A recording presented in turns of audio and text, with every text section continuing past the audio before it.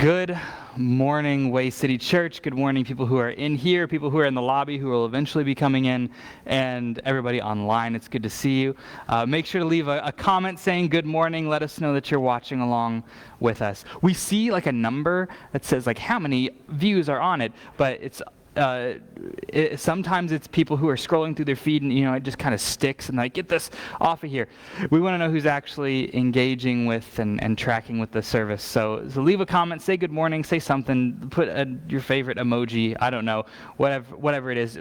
GIFs are my love language, so go ahead and do that as well. I won't see them until after this is all done, but it'll still be meaningful. Good morning, everybody. We are starting a thing called a new year.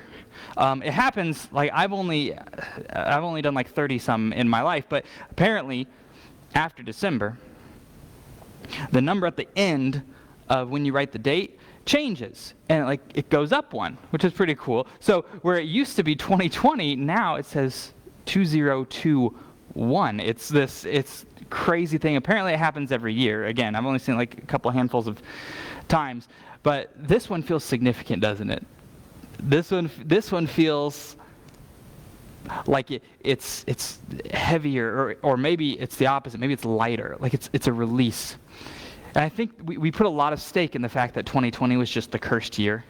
I love that every business owner, every leader in 2015 was like, we're going to create a 2020 vision, because that was the really cool, right? That was the really cool phrase to do. And I wanted it too. I was like, I've got a 2020 vision for my life. What's it going to be like in 5 years? And I was wrong. And everybody was wrong. And somebody has already used hindsight is 2020 because it's like behind us. And I'm like, that's clever. You should totally try to market that. I thought we should. Here's a free product idea. I thought we should make a finisher medal, you did it. Congratulations! Like, you didn't run a 5K. You made it through 2020. What a fun year. And so now the immediate switch is we think that 2021 is got to be better. Which, I mean, you feel like it's got to be better, but at the same time, there's a little bit of a hesitancy because we still are. I mean, everyone's here is wearing masks, and I'm only take my mask off when I'm up on stage because we've got the first 3 rows blocked off of everybody, so I'm at least 15 feet away. Guidelines, and we've got, just things are not normal. Numbers are spiking and rising, but we do have a vaccine coming out. We do have other things that are happening. We see some light and some hope, and so all of those things. It's just an interesting time. And if we put our faith, if we put our mental health on the line when it comes to current events, that's going to be us. Or maybe this is just going to be us, like downward trajectory. Like, you want to go up and to the right. No, this is just like down, completely down. Because current events, I think our news stations are always going to find bad news to keep us on our toes, right? To keep us engaged, to keep us interested in what they've got to say, because fear is a fantastic motivator for us.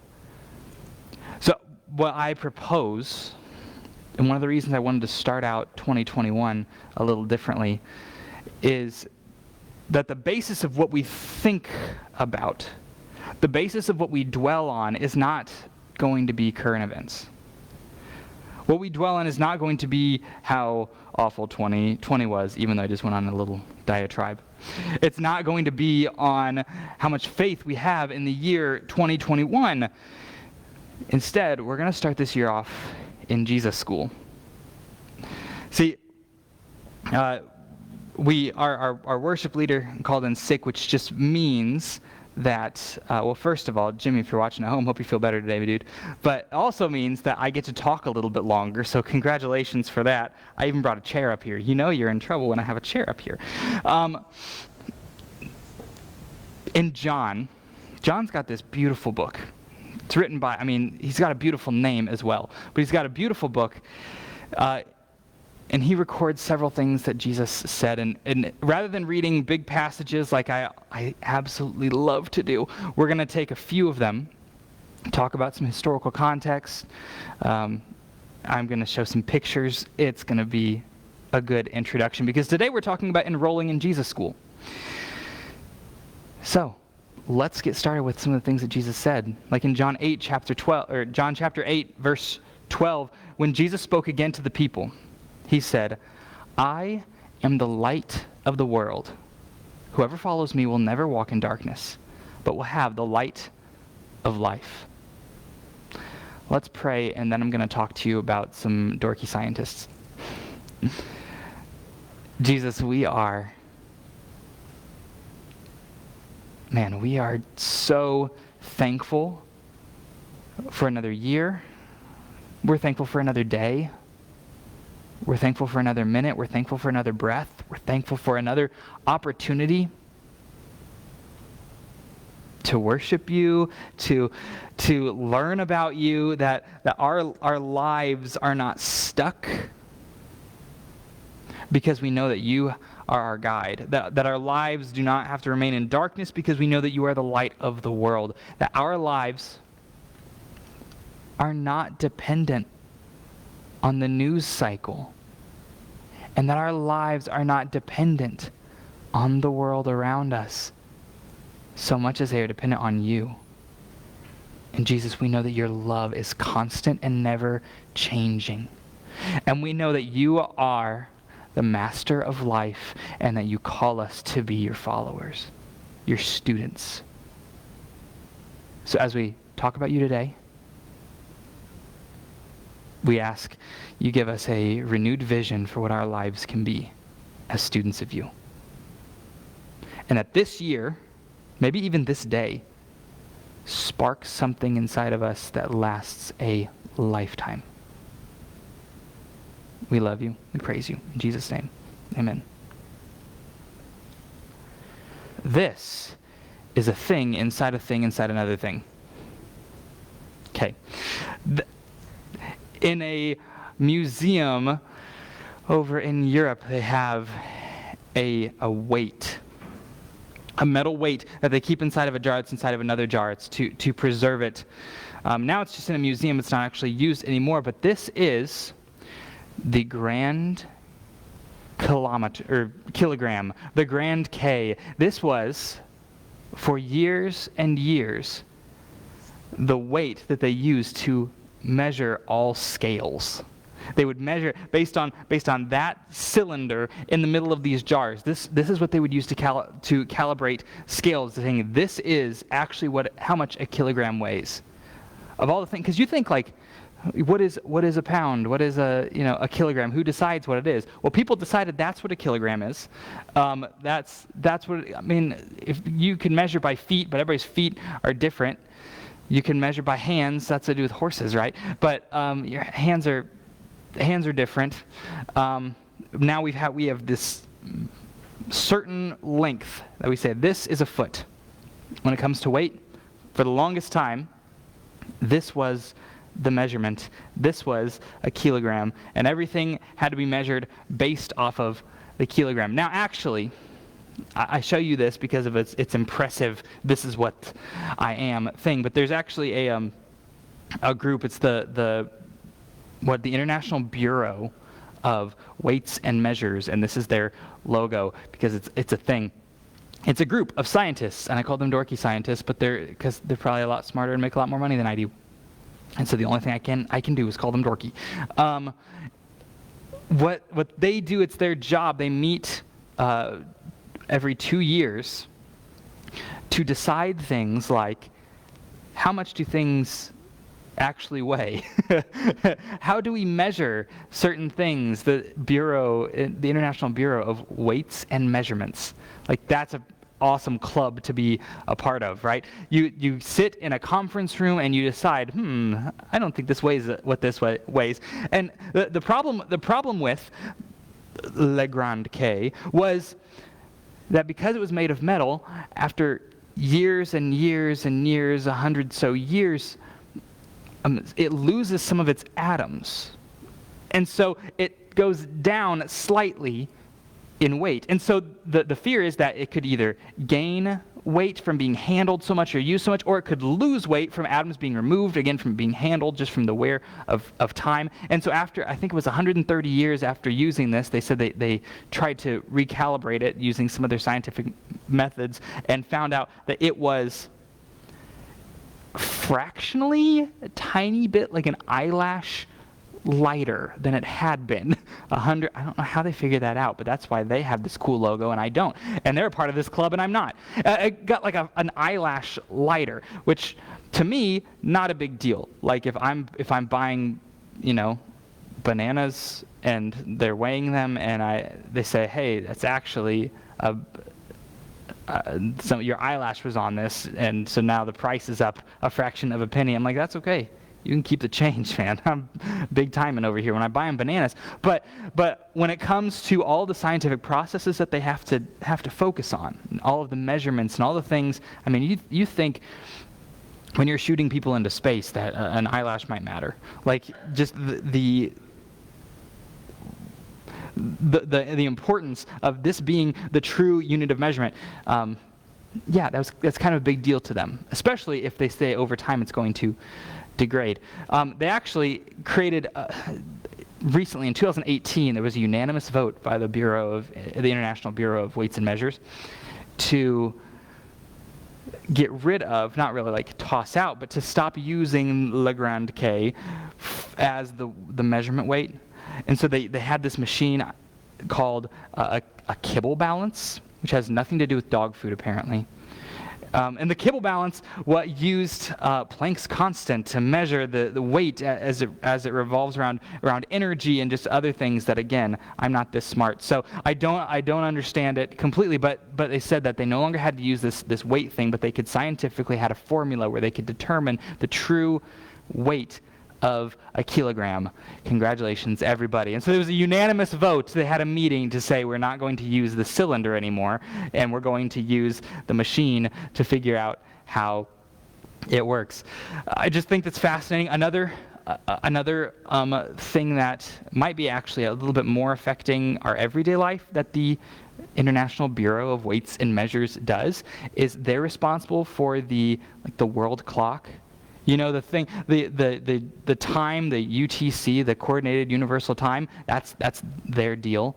They've actually figured out a way that the clocks that they've created, because clocks, they'll lose a second every so long. Apparently, the clock that they've created right now is so accurate that it would take over like 1 billion years for it to lose a second. I'm like, that's impressive. That, like, how small of a number that you say, in order for it to equal 1, you have to multiply it by 1 billion. Like, that's how accurate they've gotten. Again, they get to wear this patch and I don't. And so I'm thankful for it because I get to pull out my iPhone and I watch the universal clock and I watch my iPhone and it changes at the same time and I'm like, yeah. I'm so accurate that my iPhone will not be a second wrong in 1 billion years. I'm going to, it'll all work and it'll all be great. And I think it's something important. The significance, I think, it's not trivial, but at the same time it's stuff we never think about. But knowing exactly what measurements mean, knowing how much is how much. What is a foot? What is a pound? Makes a lot of difference when you're cooking. Makes a lot of difference when you're designing things. Makes a lot of difference when you're painting a room to make sure you have enough paint to cover all of the walls. All of this matters. And so it's important to know, what are we actually talking about when we talk about a unit of measurement? What are we talking about that we can compare ourselves, our things to? What is it? So there were these festivals in the Jewish year. And in the Jewish year, there were these festivals that people would use as a way to remind themselves. The Jewish people would come together, they would all gather, and they would remind themselves who we are as a people. It was almost like they were measuring themselves, they were comparing themselves against the historical people that were their ancestors. Our fathers did this, our grandfathers did this, our great-great-great-grandfathers did this. So one of the festivals was called the Feast of Tabernacles. And during this time, it was a remembrance of the story of Exodus. So during the Feast of Tabernacles, people would all come around to Jerusalem, and they would build these shelters. A lot of times they would have 3 walls. Here's like a modern-looking one, but they would build these, and they would essentially camp for a week. It was a 7-day festival, and it was when the Jewish people were saved from Egypt, they're taken out of slavery. They parted, God parted the Red Sea, let my people go. You know the story. All right, you've seen Prince of Egypt, or you at least have read the book, and you've seen the flannel graphs.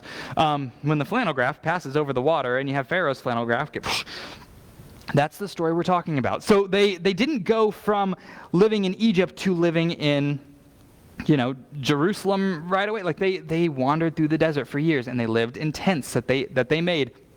And they put them up. They erected them every time that they stopped, and they were being led by a pillar of fire during the night and a pillar of smoke during the day. Like that was, or a cloud during the day. Like that was how God showed His presence there. And so this Feast of Tabernacles is a reenactment of a lot of the passages and a lot of the things that they need to remember about the Exodus story. So they would stay in these booths, these tabernacles that they would build. They would camp out with their family during the festival. One of the things that was really, really cool is, so this is like a CGI rendering of the outer court of the temple. It's called the women's court because that's where all the women could go. But it's where they had like their big gatherings, and they all would talk. All the people would gather here. They had these really tall lampstands, like these giant candelabras, like 75 feet tall. Like think 5-story building. All right, so 75 feet tall candles that were full. I guess they weren't candles, but they were these basins full of oil for burning. And a lot of times, the wicks they would use would be some of the priests' clothes.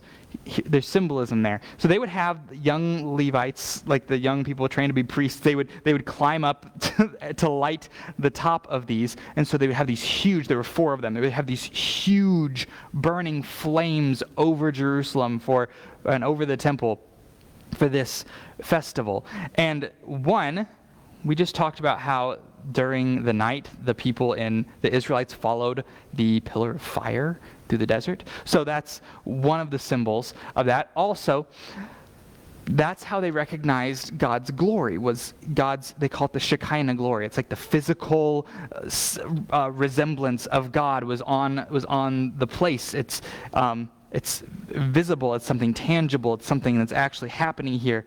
And so with the priest's clothes being the wicks, what was actually lit, it was almost saying that the God's glory, the fire of God was representing on the priests. So it's this cool symbolism that they had. When it was lit up, they said the light was so bright that not a single tabernacle, not a single tent in the city was dark. How cool is that? Like that would be such a fun thing to be a part of. When John writes his book, in chapter 7, he starts off that Jesus is at the Feast of Tabernacles. And it's at this feast that continues into John 8, where Jesus says, "I am the light of the world." How cool is that?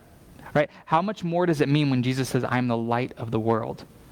When you are celebrating God's literally fire being among His people.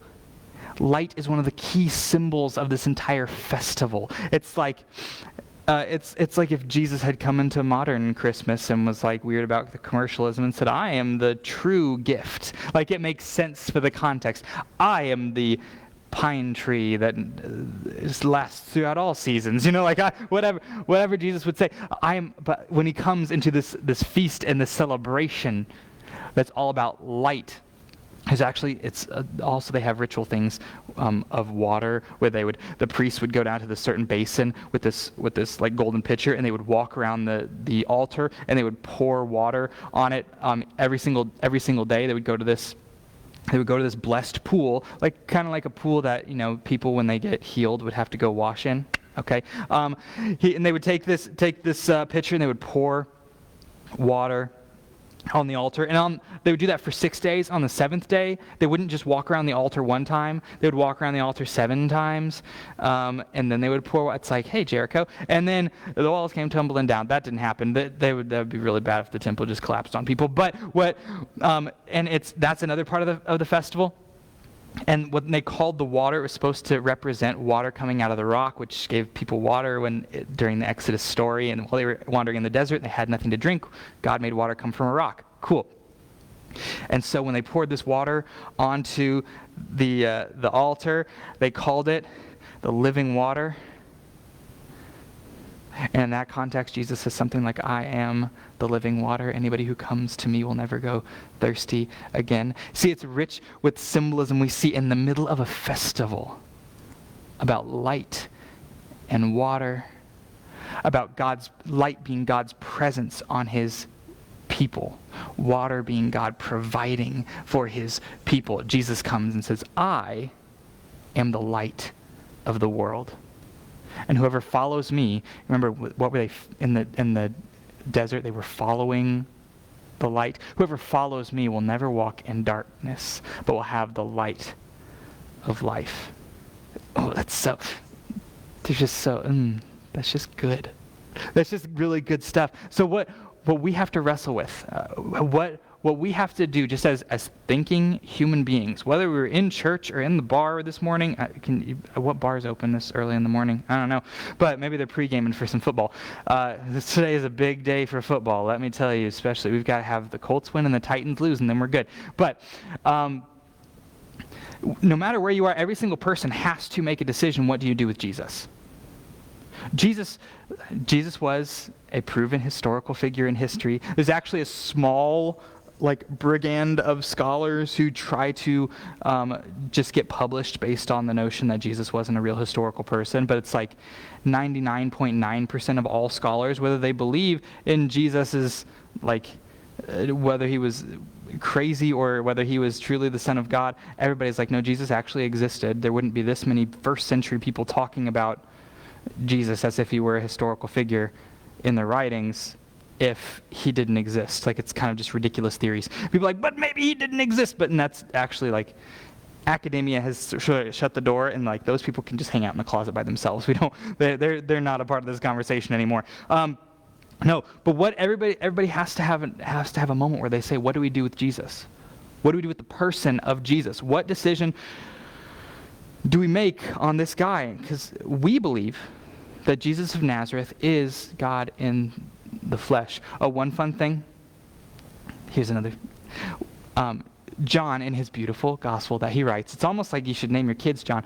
In his beautiful gospel that he writes, he writes, in the beginning the Word became flesh and made his dwelling among us. And the made his dwelling among us can also be translated as tabernacled among us, which is really cool as well, because the tabernacle, again, we were talking about the Feast of Tabernacles, was a sign of God's physical presence. This was something that traveled around the desert with them, and that's where God lived to them. That was where his presence was. And so when Jesus comes into the world, he is the new tabernacle. He is the new presence of God in the world, which is very cool. All right, so we believe that Jesus was God in the flesh, that God came and tabernacled with us, that we believe that Jesus lived a perfect life. He was sinless. He was the spotless Lamb of God. That he was the most loving, joy-filled, brilliant person who has ever lived. Sometimes we don't think of Jesus as brilliant. We think of him as a good moral teacher. I know that we believe that he is God, but whenever you think who's the smartest person in history, you'd say Einstein or Socrates or I don't know, Elon Musk. Who's the most brilliant person in the history of history? Is Isaac Newton. But really, if we put some thought into it, okay, God was here. God is all-knowing, so Jesus is easily like the most brilliant person in history. Plus, a lot of his answers, one of the people I quote way too often is a philosopher. There's a philosophy professor at I think it was like UC Berkeley or something in Southern California. No, it was USC. Named Dallas Willard. He was their tenured philosophy professor, absolutely brilliant Jesus follower, who just made the case that Jesus was the most brilliant person in the world. And one of the ways that we can tell is that up to that point, you've got Jesus comes shortly after Socrates, Plato, and Aristotle. All right, three heavy hitters. There were philosophers before that. We call them the pre-Socratics, because that's how important Socrates was for philosophy. And the pre-Socratics basically just tried to figure out what is the world made up of. And they eventually, actually, one of the guys, like some people, like, it's everything in the world is made up of like tiny little bits of fire, or tiny little bits of water, or so they're getting closer. One of them actually figured out like atoms were a thing, which is fantastic. And then you get to Socrates, and he's like, cool, we can think about those things, or we can think about what is virtue? What does it mean to be good? What is courage? And so he had some major life questions. And Jesus comes in. We don't have time to get into all this, and I would want to do more studying, so I'm better equipped to say it. But Jesus comes into the situation, and into not just the religious situation of the day, but the philosophical situation of the day, and answers Socrates' questions. Like the questions that people have been asking for years, Jesus gives answers to them. And they remained kind of as the standard answer for like hundreds of years, and they still are actually the right answers, but perceptions change. There has to be a moment where we decide, what are we going to do with the person of Jesus? Because if we truly believe that he was God in the flesh, that changes everything, right? If we believe that he lived a perfect life, that changes everything about our perception of him and what we do with him. If we believe that he was the most loving, joy-filled, brilliant person that ever lived, and we would like to be loving, joy-filled, and somewhat smart people, see, we recognize him as the master of life. We recognize him as the thing that everything else can be measured against. And so there's a time when we have to decide, like, what do we do because of him? What do we do with Jesus? What do we do? Because it matters. Every single person, you've got to make a decision on what you think of Jesus. Right? He was a historical person. He claimed to be God. You can say, hey, he didn't actually claim to be God. There's most of the time when you see like Time magazine have these pictures of Jesus on the front, it's like Jesus scholars say this. Sometimes they actually use legitimate people. Like I saw they had an N.T. Wright thing published the other day, and N.T. Wright's one of my favorite. He's an former Anglican bishop, as a professor over in the UK, and just this brilliant scholar who like is orthodox on pretty much like everything that matters, and is just awesome. I'm like, hey, he got in Time magazine. Most of the time though, they use this group called the Jesus Seminar, which they're interesting. They actually, in one of the Jesus Seminar, a lot of scholars didn't join the Jesus Seminar because they didn't like how they did history, because they would, based on just their own interpretations, they had like voted on what they thought of Jesus quotes were actually authentic and what they thought people have added in over hundreds of years, it was just kind of based on their own spin on things, which is weird. And they voted with like billiard balls, like they had like a black one, a red one, and a white one for the level of authenticity that they thought. Anyways, easily critiquable, even for someone who's not on the level. Because those guys they're all smart, but they all have different. Every time someone comes into any realm of study, they've got an idea of what they want to say. Now we've got to be able to be intellectually honest with stuff. We have to be able to be teachable, but sometimes just the way that we feel, what we want to be true, comes out in how we study things. I'm sure you've never experienced that, like how an argument goes and how you think that everything happened, and how you absolutely did nothing wrong in the situation. Yeah, that's probably never happened to you. You probably have complete awareness of how you've handled every single situation, all the wrong things that everybody else around you did, but you are this shining, gleaming flower in the center of it. Or how we look at other people, how we look at our friends, our enemies, our teachers, our bosses, what preconceived notions do we bring into every single relationship we have. But when it comes to Jesus, we've got to make a decision. What do we do with him? What do we do because of him? How does this affect? Because if it really is God in the flesh, that's really going to matter to us. If he really is the master of life and taught his people, his followers, how to live life to the full, that's something we want, and that's something that is not worth letting go. So, I went to Walmart the other day, and actually no, it was Target, because I'm a little bit above Walmart sometimes. No, never above Walmart. But I was at Target because I wanted to spend more money, and someone in the toy section had left a 15-pound dumbbell. And so I picked it up. I was like, "Hey, Eli, check this out." And I was, pretending to be all strong and everything for him. And now I can't walk, so whatever. And so Eli's like, "Let me hold it." I'm like, "It's pretty heavy, but." He's like, "I can do this, Dad." And so I hand it to him. He's like, "Oh, it's too heavy. It's too heavy." It like slowly sinks down. I have to grab it from him and help. And then we walk by some smaller weights, and he picks up I hand him the smaller weight, and he's like, "Yeah." And so we're lifting weights together in the middle of Target, and everybody's either like, "That's really cute," or like, "Coronavirus, stop touching all the things." One way or the other, we're getting response. But it's fun because. If you ask Eli, if I ask Eli, we shouldn't put him on the spot, I guess. I say, "Eli, how are you getting so big?" He said, "It's because I sleep and I work out." I'm like, that is a fantastic answer. Like, "'Cause I exercise, Dad." Like, you don't really. Like you run from the dogs. Like, that's the exercise. Like, playing Luigi's Mansion is not exercise. I know you're fighting ghosts, although the way he plays, he's like shaking the controller. It's tiring just watching him play. But he calls this his muscle shirt, and he's like showing off his muscles. But if he ever sees me doing push-ups or doing anything like that, he always does push-ups too, which is so funny. Like his push-ups, like his booty's like sticking straight up in the air. He's just like he looks like this, and I'm like, "All right, that's working something, man. That you keep doing that, you'll be able to do real push-ups pretty soon." But he was doing those. I was like, I'm pretty impressed. And it also makes me wonder if my form is really that bad.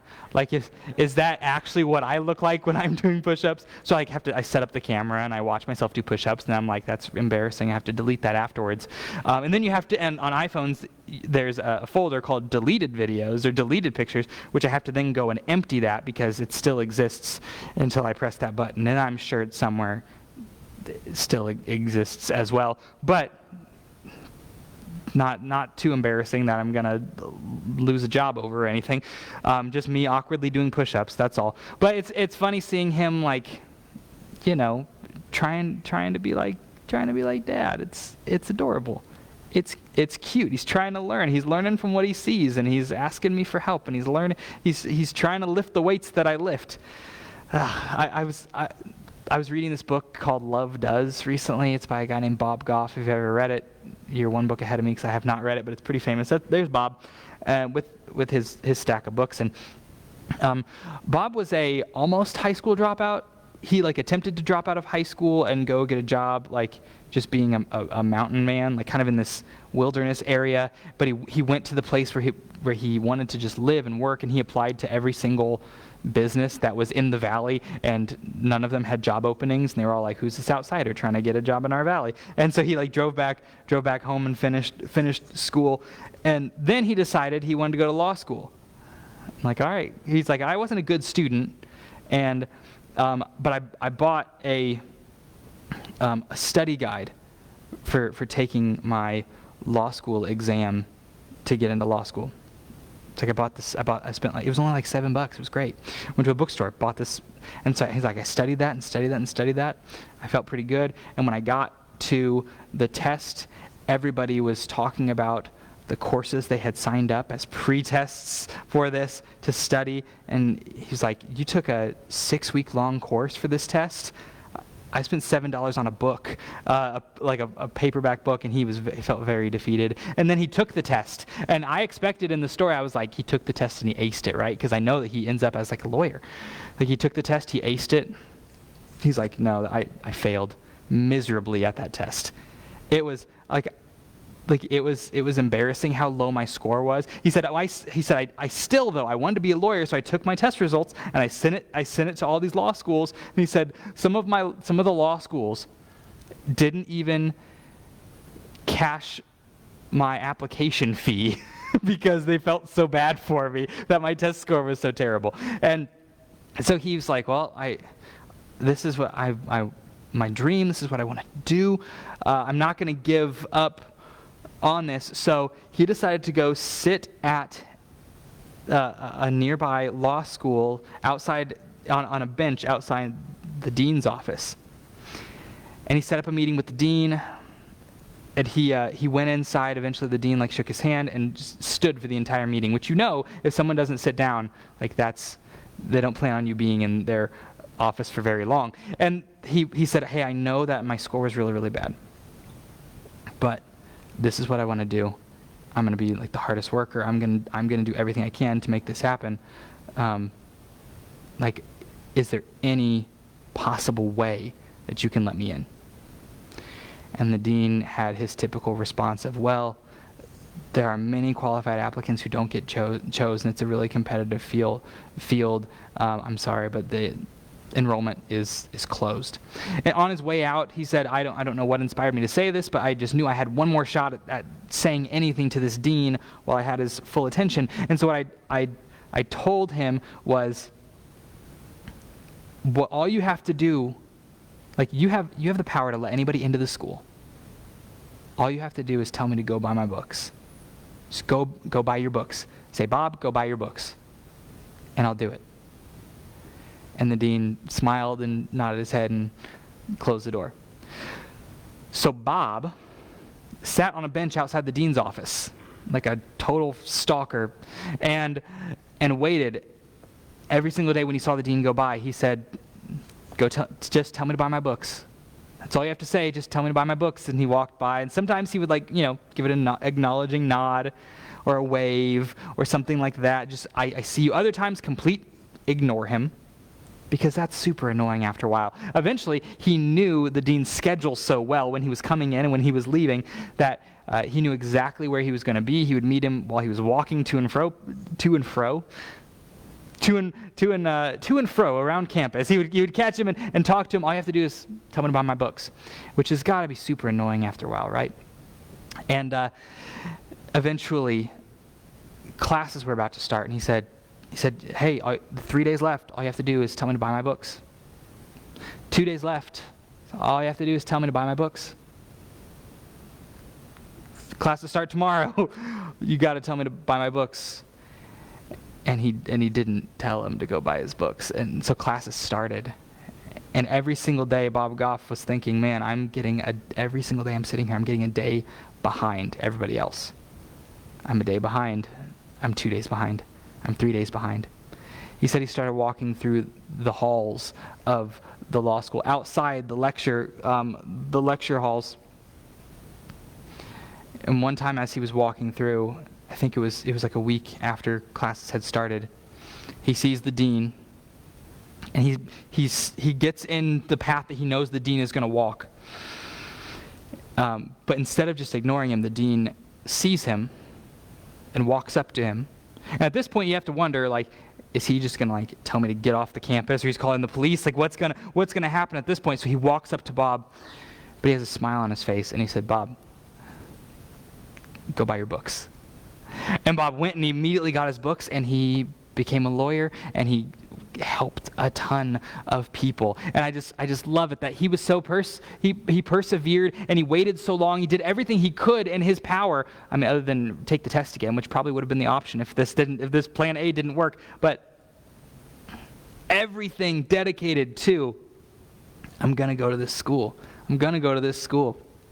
I'm going to learn from these teachers. I'm going to go to this school. This is going to form who I'm going to be. And his passion for that. We recognize every single one of us has received our acceptance letter to Jesus School.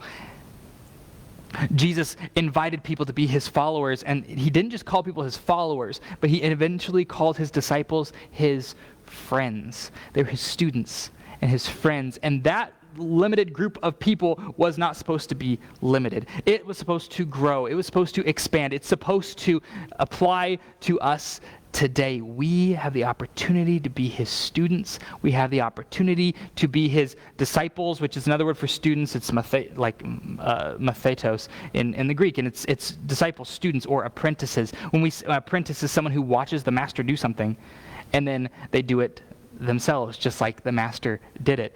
I've used this analogy before, but this part before, but I'm going to use it again because it's so powerful. That when rabbis would have students, most of the time it was a very exclusive group. Kids would study from an early age. They would be they would learn the first 5 books of the Bible. Then if the best students would be kept on, they would memorize the rest of the Old Testament. It was the only testament at that point. But they would memorize the rest of the law and the prophets, and they would be quizzed by the rabbis on this, their skills in answering questions. And as a former Bible quizzer, I would not have passed that test. But they got to do all of these quizzing things, and the best of the best, like the Yale, the Harvard students, the people who are the super smart, not the Bob Goffs, not the me's, but everybody who's on that level, they would have been invited to come and follow a rabbi. And when they followed the rabbi, they followed him. Their role was to, the desire was to become just like a little version of their rabbi. They would follow him. They would do everything that he did. They would teach the way that he taught. They would mold their beliefs after what he believed. They would even go to like the bathroom at the same time. Like they just, everything, they ate, drank, slept, all the same way. There was a phrase that people used for students, and they would say, "May you be covered in the dust of your rabbi." Because as they're walking along the road, dust is being kicked up, and they want to follow so closely to their teacher that the dust that he kicks up on his feet gets all over them. So may you be covered in the dust of your rabbi. And the teaching of a rabbi was called a yoke. They used this imagery of when you have some oxen and you have a younger one who's trying to learn how to plow a field and go the way that the farmer wants it to. You yoke them to, obviously you pull twice as strong and fast this way, but when you have a young one that you're trying to break in, you hook them to a more experienced ox, and as they're plowing, the young one gets pulled back. It gets reined in by the shared bar, the shared trappings of the other ox. And so eventually it learns to go the way it's supposed to go. You're following me, you're tracking me. And so the teachers would use their teaching as the yoke. It's what corrects us. It's what keeps us going down this path. And Jesus had this knack for calling out how the Pharisees were really, really too harsh with what they taught. In their defense, some of them were just trying to not break any of God's rules. So there was a line in the sand. They said, "This is God's rule. We're going to stay way over here." And so this is a new line. These are new lines. You cannot cross these lines or you're in sin. When God's line was actually like way over here, and they're making these really heavy teachings, these heavy yokes. And so it's into that Jesus, the rabbi, said, "Take my yoke upon you and learn from me, for I am gentle and humble in heart. You will find rest for your souls, for my yoke is easy and my burden is light."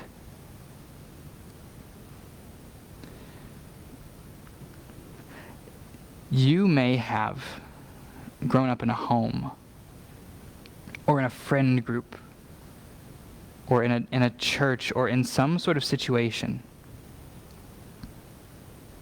where it felt like the rules were the most important things. And while we don't discount sin, because we don't want to do anything that separates us from God, We don't want to do anything that defies what the master of life would do or would guide us or how he would want for us. There's some things that it just feels like it's being piled on to us. And so when you have the God of the world, the one who created all the rules in the first place, the one saying, hey, my stuff is not a heavy burden. If you follow my teachings, not only will you not feel like weighed down by the pressure of things, but you actually will feel like your soul is getting lighter. Like things will be easier. Not that following Jesus makes you immediately have all of your problems go away. Like I didn't hit the lottery when I started following Jesus, and now I have no money problems at all. Like I didn't. But when we're following Jesus, when we follow the master of life, we know that we are living the life. Literally, this time that we're spending here is spent in the most significant and the best way possible. Our relationships will be better than other people's relationships because we relate to people, we love people how Jesus did. And as we follow Jesus and as we allow ourselves to learn and be apprentices of the master of life, we recognize that it's not just like an instant thing. We have to learn and then relearn and relearn. It's a continual thing of growth. Like if we feel like we've arrived, we're very far from the goal. If you feel like you've got it all together, we recognize, hey, there's some pride things you need to, there's some blinders you need to move out of the way so you can see, because we all have a long way to go. But that doesn't mean that we can't go a long way already. That doesn't mean that we can't make progress, and that we can't be better people, and we can't be visions, glimpses of Jesus in the world around us because of the way that we love, because of how much we're filled with joy, because of how patient we are. And I think that's what everybody wants to be. When my kids are screaming, and my kids have been singing songs from the Legend of Zelda video games, and they've been singing these, and they're singing them on different pitches and at different points in the song, and it just is this cacophony of almost video game sounds but not video game sounds, and I love them to death, but that makes like the death part seem closer when I have to listen to that. And it's in those moments I'm like, man, this would be a really cool, like, piece of Jesus time. Like, patience would be a really, really cool thing. How am I going to address this? Like, it doesn't mean I can't tell them, hey, like, you need to stop. It just means I have to be kind and gentle in the way that I course correct my kids for making people's ears bleed. And so what happens is that this exclusive rabbinic tradition of following your rabbi is actually then by Jesus. He's following, there was one rabbi before him, famously, who let anybody who wanted to follow him come and follow him. And so they say Jesus continued in the tradition of Hillel. That was the rabbi. A lot of the questions Jesus gets asked of the day is which of these two rabbis were right. Like, I'm sure if Jesus showed up today, everybody would be asking him, like, Republican versus Democrat, or if, like questions like, how do we order society? Or they would be asking theological questions like Calvinist versus Arminian, predestination versus free will, and all those things. That's what Jesus was hit with the time, was the Jewish traditions. It was Hillel versus Shammai. And so in the Hillel tradition, he allows anybody to be his disciples, his followers, his apprentices. He invites people who are just because he sees them sitting under a tree. That's very different from when you intensely quiz people, when you have them take the test, fill out the application, pay the application fee. It's very different than when you see them sitting on the bench and you say, go buy your books, right? Or you just see anybody who's sitting outside, come follow me. These guys are in their fishing boats, and I don't know if they know actually anything really about the scriptures, but they can come be my disciples. There's no quiz, no prerequisites. I mean, granted, we know that Jesus kind of knew what was going on in each of them, but still, we know that they got a lot of things wrong, but they had to allow themselves, and we see the disciples miss it over and over and over again. They have to be taught and retaught and retaught. And if the school of Jesus means that we have to humble ourselves in order to learn things again, and learn things again, and learn things again, because each time we're growing. And so when we enroll in Jesus' school, which I think that's the best response to what we do with Jesus. Do we believe he is who he says he was? Because from this tiny little movement in the Middle East, it has over thousands of years become the most dominant religion in the world. It's become, we see miracles happen. We see things done in Jesus' name that can't be done for any other way. We see healings. We see relationships restored. We see, now granted, I prayed for my back problems and I did not get the answer I expected or wanted. It's my thorn in my flesh, right, Paul? Okay, Paul had this bad eyesight thing that he had to deal with and Jesus wouldn't heal him from. But mine's not like that. It's probably going to go away in a couple days because sciatica. But Jesus started this movement. Jesus is the most dynamic person who's ever lived, and we have to do something with him. And I think that if we examine the evidence, and I think this is something, it's not just a belief. If we test this lifestyle out, things will change. I think that it's the measuring block that we measure everything with. If we test this out and if it proves untrue, then why would you continue it? A lot of people have given up on Christianity, and you know why? It's because they didn't actually want to do it the way they were supposed to, and so they gave up on Christianity. Oh, it didn't work, or they had an abusive form of religion that was pushed on them as Christianity, as following Jesus, when it really wasn't. Like, oh yeah, I couldn't dance or get any tattoos or anything like that, and so it was too oppressive to me. And I'm like, okay, let's actually look at the following Jesus stuff and see if this sounds anything like it. Did it feel like your yoke was easy, your burden was light? Or did it feel like rules and rules and rules being piled onto you? Yeah, that might not have been following the teachings of Jesus that you were under. If we should test this out, because we don't believe that Jesus is just something to believe, and we know that Jesus is the ultimate truth. Ultimate in scientific, ultimate in testable, ultimate in discernible. We can test Jesus. Test it with our lives, the way he lived.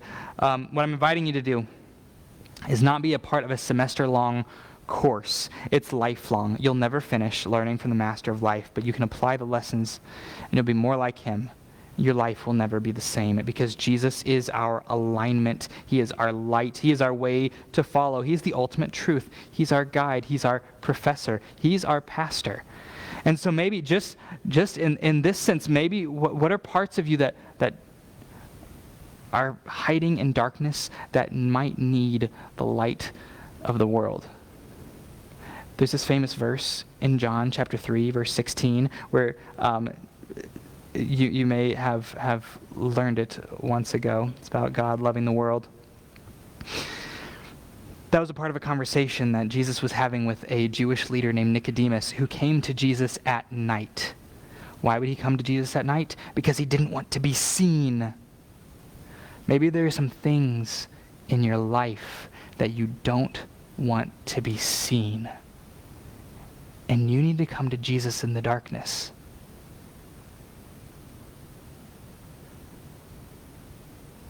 Maybe there's a part of you that feels heavy, it feels burdened, it feels weighed down, it feels like something is on my shoulders, I just feel like I cannot live up to these expectations. I feel like the burden is heavy. I feel like the yoke is hard. I feel like this is just too much for one person to handle. What part of you, or maybe there's something like related to the stuff in the darkness that just feels heavy, or maybe just life is too much for you right now.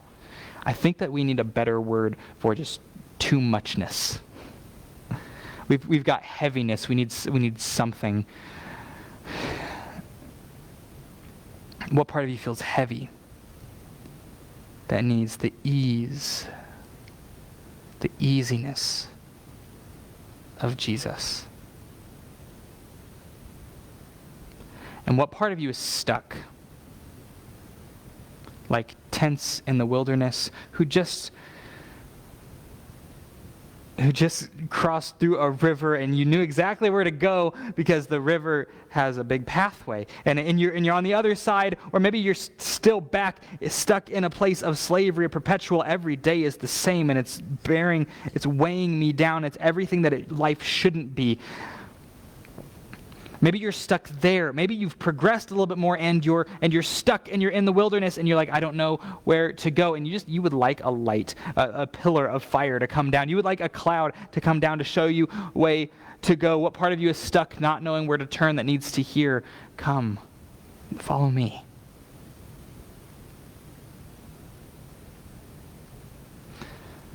When we enroll in the school of Jesus, at any point in time, any single person can go to the dean's office and immediately hear, go buy your books. Even if you enrolled before and you feel like you dropped out, you're welcome back in. So here's what's going to happen in the next couple weeks. Next week, because it's 11:30 right now. Next week, we're talking about a rule of life. We'll get into it. I've just been talking about like how rules are not the thing, but a rule of life. The word rule is the same word for it was a rod or like a trellis that was stuck in the ground that vines would grow up, and so it's like a pathway for growth. Monks would create a rule of life. They had a rule that they would follow, and that's actually one of the most important spiritual disciplines that I have done this past year. It was one of the best growth opportunities. I wish that when I was like in high school that someone had taught me to do this, and then I could have grown exponentially. But you start where you are right now. Okay, so I'm starting here. Rule of life has been the best like growth tool for me. So we're going to treat it like a workshop. I'm going to have like things printed off, and you'll have it, and you'll be able to write your own rule of life, and we'll walk through it together. And so it might not be a, hey, invite all your friends to this Sunday, but it might be invite all your friends to this Sunday. We can totally pack the house. And then on the 17th and 24th, I will be out of town, so our good friend Pastor Craig Thurman is going to be here bringing the word, and that's always a blast when he's here. He's such a good dude. So make sure that you're here. Also, if you're joining us online, I will be posting the Rule of Life PDF online. So even if you don't get one handed to you, you can print it off, or you can just have it on your computer, and you can be following along at home, building your own rule of life from your house or wherever you are. Maybe you're getting a tattoo, and that's where you're watching this sermon. So you get it while you're getting your tattoo. Finally, I want to leave you with this. So Way City, will you stand up with me?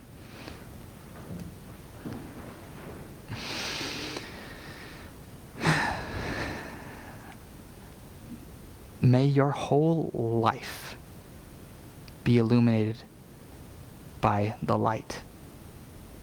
May your mind be stimulated by the wisdom and the truth.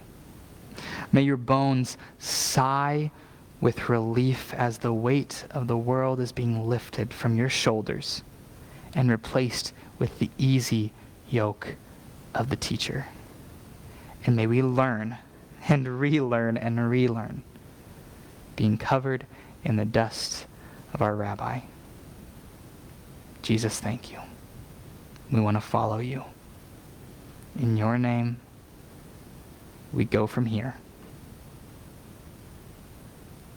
We love you. Amen. Have a great week.